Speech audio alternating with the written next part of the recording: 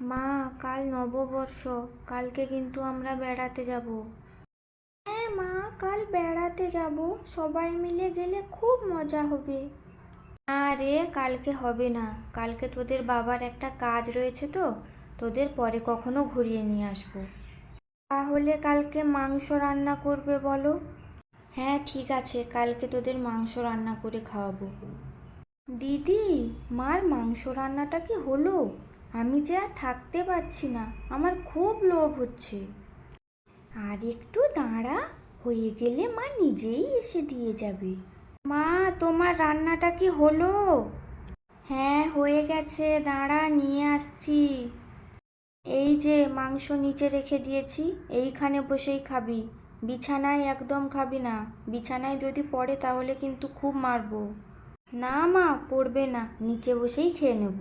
মা, দুপুরে কিন্তু আরো বেশি করে খাবো। হ্যাঁ রে, দেবো রে বাবা, দেবো। এখন আমি যাই রান্নাঘরে, তোরা খা। মাংসটা খুব ভালো হয়েছে বল দিদি?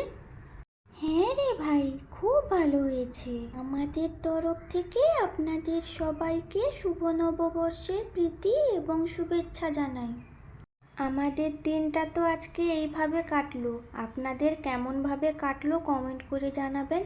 আর হ্যাঁ, প্লিজ চ্যানেলটিকে সাবস্ক্রাইব করে দেবেন।